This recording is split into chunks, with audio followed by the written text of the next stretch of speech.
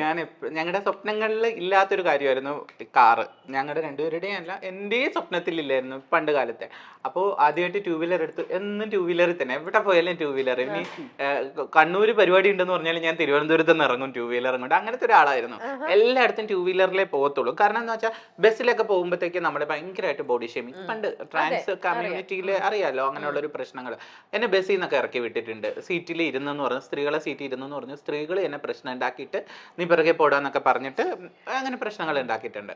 അപ്പോൾ അതൊക്കെ എനിക്ക് ഭയങ്കര വിഷമമായിരുന്ന സമയത്താണ് ഞാൻ ടൂ വീലർ ആദ്യമായിട്ട് എടുക്കുന്നത്. എനിക്ക് എൻ്റെ ഒരു വലിയ ആശ്വാസമായിരുന്നു ടൂ വീലർ. എന്ന് വെച്ചാൽ ആരുടെ മുഖം കാണേണ്ട ആവശ്യമില്ല. ബസ് സ്റ്റോപ്പിൽ നിൽക്കണ്ട, പോകുന്ന ആൾക്കാരുടെ മുഖം കാണണ്ട, ബസ്സിൽ കയറിയിട്ട് ആരുടെ അവിടെ വഴക്കുണ്ടാക്കണ്ട. അല്ലെങ്കിൽ എന്നും വഴക്കാണ് എവിടെ പോയാലും.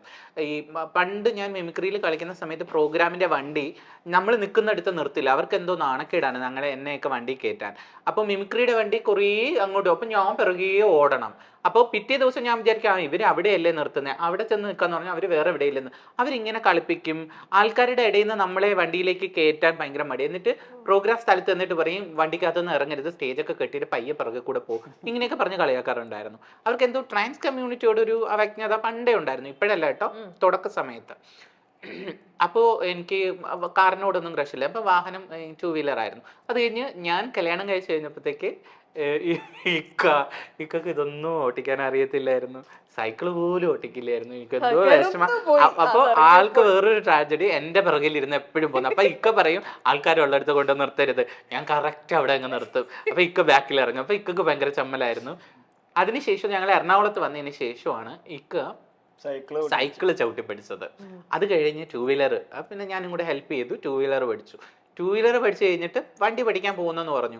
ശരി, അപ്പൊ ഞാൻ പറഞ്ഞു ഇക്ക വണ്ടി പഠിക്കുകയാണെങ്കിൽ ഞാൻ കാർ എടുത്ത് തരും, ഇക്കയുടെ ബർത്ത്ഡേ ഗിഫ്റ്റ് എന്ന് പറഞ്ഞു. ഇങ്ങനെ വെറുതെ തമാശ. ഒരു ദിവസം KSRTC ബസ്സിൽ ഞാൻ ഇങ്ങനെ പഠിപ്പിക്കാനായിട്ട്, അന്ന് ഞാൻ ഡോറ അക്കാഡമി പഠിപ്പിക്കുന്നുണ്ട്, പഠിപ്പിക്കാനായിട്ട് ഇങ്ങനെ പോകുന്ന സമയത്ത് ഫോൺ വരുന്നേടി ഞാൻ H പാസ്സായി. അയ്യോ എനിക്ക് തലകറക്കം വന്നു, വണ്ടി മേടിച്ചു കൊടുക്കണമല്ലോ. അങ്ങനെ ആദ്യം ഞാൻ എന്ത് ചെയ്തു, ആദ്യം ടൂ വീലർ പഠിച്ചു കഴിഞ്ഞപ്പോഴത്തേക്ക് ഒരു ബർത്ത്ഡേക്ക് ടൂ വീലർ ഗിഫ്റ്റ് ചെയ്തു. സർപ്രൈസ് ആയിരുന്നു. ഇത് കാറും അതുപോലെ തന്നെ ഞങ്ങളൊരു സെക്കൻഡ് ഹാൻഡ് കാറാണ് ഫസ്റ്റ് എടുത്തത്. അത് ഇപ്പോഴും അതാണ് കയ്യിലുള്ളത്, ബലാന. അപ്പൊ അതെടുത്തു. അപ്പൊ ഇപ്പോ കാറില്ലാതെ ഒരിടത്തും പോകാൻ വയ്യ, എവിടെ പോയാലും കാറ്. ഞാൻ ഇങ്ങനെ നീ ആ ടൂ വീലർ ഒന്ന് മൈൻഡ് ചെയ്യണമെന്ന്, ഓഫ് കാറിൽ പോവാ, മഴയല്ലേ, ഞാൻ ഇങ്ങനെയൊക്കെ അങ്ങ് പറയും. അപ്പൊ ഇങ്ങനെ പറയുമ്പോഴത്തേക്ക് എപ്പോഴും കാറിൽ കയറി ഇരുന്നിട്ട് ഞാൻ പറയും ഈ കാർ കൊഞ്ഞ് താന്നാണ്, അല്ലെങ്കിൽ വലിയ കാർ വേണം. അപ്പൊ അതെപ്പോഴും ഈ ഒരു സ്വപ്നമാണല്ലോ, നമ്മളെപ്പോഴും കുറച്ചും കൂടി അപ്ഗ്രേഡ് ആകാൻ നോക്കും. അങ്ങനെ വിചാരിച്ചാലേ ഇതെങ്കിലും കിട്ടുള്ളൂ എന്ന് ഞാൻ വിചാരിക്കുള്ളൂ. സ്വഭാവമാണല്ലോ. അപ്പൊ ഞാൻ എപ്പോ പോയാലും എന്റെ ഫ്രണ്ടിൽ പോകുന്ന എനിക്ക് ഫോർച്യൂണറുകളാണ്. ഫോർച്യൂണർ പോകുമ്പോ എന്തോ കുതിര വന്ന് ഇങ്ങനെ നിൽക്കുന്ന രഥത്തിൽ നിന്നൊക്കെ ആൾക്കാർ ഇറങ്ങും പോലെ. അങ്ങനെ മമ്മൂസിന് ഫോർച്യൂണറാണ്. മമ്മൂസിന്റെ ഫോർച്യൂണറിൽ എപ്പോഴും ഞാൻ യാത്ര ചെയ്യാറുണ്ട്, കൂടെ പോകാറൊക്കെ ഉണ്ട്. അപ്പൊ അതിൽ നിന്ന് ഇറങ്ങണമെങ്കിൽ ചാടിയാണ് ഞാൻ ഇറങ്ങുന്നത്. ഇച്ചിരി പൊക്കമുള്ള വണ്ടിയല്ലേ. അപ്പൊ എനിക്ക് ഈ പൊക്കമുള്ള വണ്ടി ഭയങ്കര ഇഷ്ടമാണ്. അപ്പൊ ഇക്കടുത്തോണ്ട് രഥത്തിൽ ഇരിക്കുന്ന ഫീലാണ്.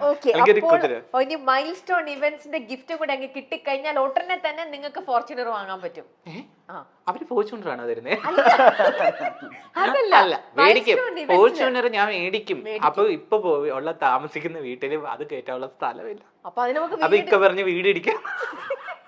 അങ്ങനെ പറയാം, ഫോർച്യൂണർ പറയും. അപ്പൊ എപ്പോ കണ്ടാലും ഫോർച്യൂണർ കാണുമ്പോ എനിക്ക് എന്തോ ആവേശമാണ്. ഞാൻ ഫോർച്യൂണർ മേടിക്കട്ടെ.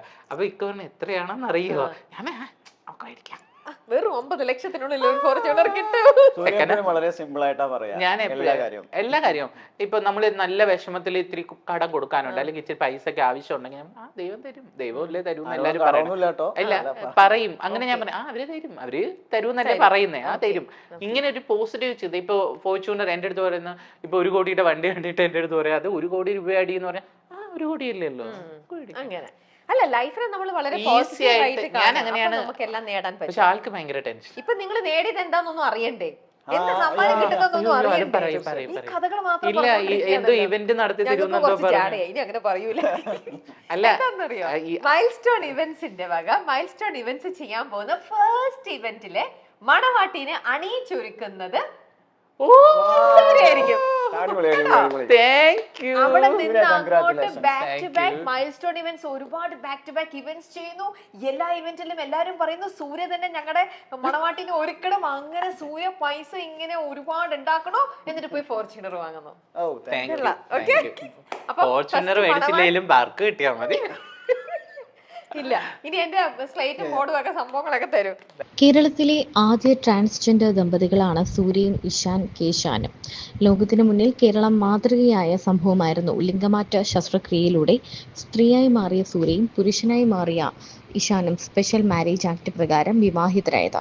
ഒരുപക്ഷേ രാജ്യത്ത് ഇത്തരത്തിൽ ആദ്യമായി നടന്ന വിവാഹമായിരുന്നു ഇവരുടേത്. ലോകത്തിനു മുന്നിൽ മാതൃകയായ അവർ ഇരുവരും കുഞ്ഞെന്ന സ്വപ്നത്തിലേക്കുള്ള യാത്രയിലുമായിരുന്നു. എന്നാൽ പിന്നീട് ആ സ്വപ്നത്തിലേക്ക് വലിയ ദൂരങ്ങൾ ഇവർക്ക് താണ്ടേണ്ടി വന്നു. ഇപ്പോൾ ബിസിനസ്സും മേക്കപ്പ് ആർട്ടിസ്റ്റും ഒക്കെയായി തിളങ്ങുകയാണ് സൂര്യയും ഇഷാനും. സൂര്യയാണ് മേക്കപ്പിൽ മുന്നിൽ നിൽക്കുന്നത്. മേക്കപ്പ് ആർട്ടിസ്റ്റായി നിരവധി വീഡിയോകൾ താരം പങ്കുവയ്ക്കാറുണ്ട്. എയർ ബ്രഷ് മേക്കപ്പും മറ്റുമൊക്കെ ചെയ്യുന്ന സൂര്യ ഡോറ അക്കാഡമിയിൽ നിന്ന് തന്നെയാണ് പഠിച്ചത്. പിന്നീട് അവിടെ പഠിപ്പിക്കാനും തുടങ്ങിയിരുന്നു.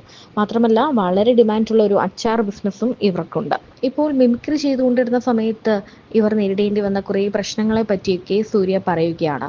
ആ സമയത്ത് ഇവരെ വണ്ടിയിൽ കയറ്റാനും അല്ലെങ്കിൽ ഇവർ നിൽക്കുന്നിടത്ത് വണ്ടി നിർത്തി ഇവരെ കയറ്റിക്കൊണ്ട് പോകാനുമൊക്കെ ഈ മിമിക്രിക്കാർക്ക് നാണക്കേടായിരുന്നു എന്നാണ് പറയുന്നത്. ഒരു ദിവസം ഒരിടത്ത് വണ്ടി നിർത്തിയാൽ പിറ്റേ ദിവസം നിർത്തുന്നത് വേറൊരിടത്തേക്കായിരിക്കും. അപ്പോൾ അവിടേക്ക് ഓടി ചെല്ലണം. അതുമല്ല തങ്ങളോട് വണ്ടിയിൽ നിന്ന് ഇറങ്ങരുത്, ബാക്കിൽ കൂടി പോകണം എന്നൊക്കെ പറയാറുണ്ട്. തങ്ങളോട് ഒരു അവജ്ഞയുണ്ടായിരുന്നു എന്നും സൂര്യ പറയുന്നു.